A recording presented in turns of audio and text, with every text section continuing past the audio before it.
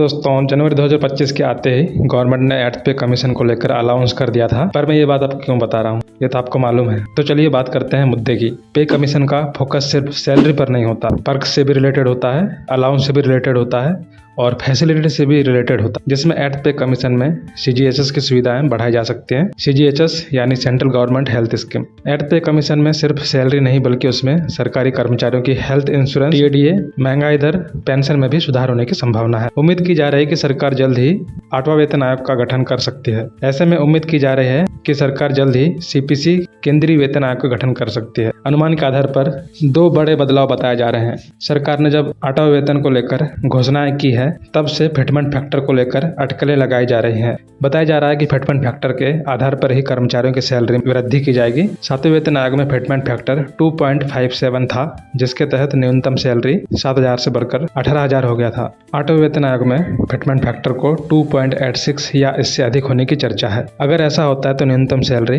18,000 से बढ़कर 51,480 रुपए तक हो सकती है। इससे कर्मचारियों के DA और अन्य लाभ भी प्रभावित होंगे। दरअसल नए वेतन आयोग में पुराने मूल वेतन और उस समय लागू DA को जोड़ा जाता है और फिर कुल राशि का फिटमेंट फैक्टर जैसे 2.57 लागू किया जाता है। हालांकि नए वेतन संशोधन के बाद DA का आमतौर से 0 से शुरू किया जाता है, क्योंकि पुराना DA नए मूल वेतन में समाहित हो जाता है। इन्वेस्टमेंट बैंक गोल्डमैन सैक्स की एक बड़ी रिपोर्ट सामने आई है, जिसमें केंद्रीय कर्मचारियों की सैलरी और पेंशनर्स की पेंशन आय को लेकर 3 संभावनाओं का जिक्र किया गया है। पहली संभावना के मुताबिक अगर सरकार 8वें वेतन आयोग को लागू करने के लिए 1.75 लाख करोड़ रुपए पहला बजट रखती है और इसका 50% वेतन और पेंशन बढ़ोतरी के लिए इस्तेमाल करती है, तो औसत सैलरी में 14,600 प्रति महीने की बढ़ोतरी हो सकती है। जबकि 2 लाख करोड़ आवंटित होने पर वेतन में औसतन 16,700 प्रति महीने और 2.25 के आवंटन पर सैलरी में औसतन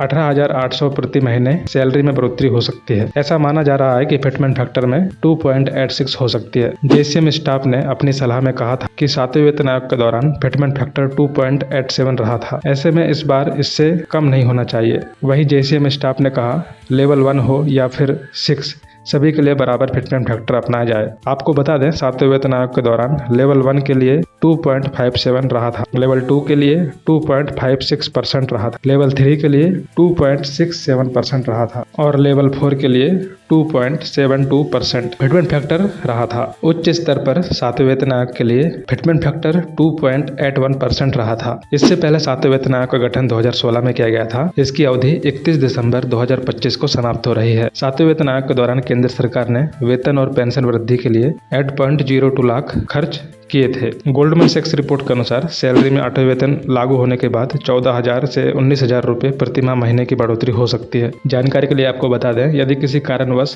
एट्थ पे कमीशन में देरी होती है तो घबराने की जरूरत बिल्कुल नहीं है, क्योंकि जितनी देरी होगी उसके हिसाब से एरियर देगी। एट्थ पे कमीशन के अपडेट्स के लिए हमारे साथ बने रहें। मिलते हैं नेक्स्ट वीडियो में।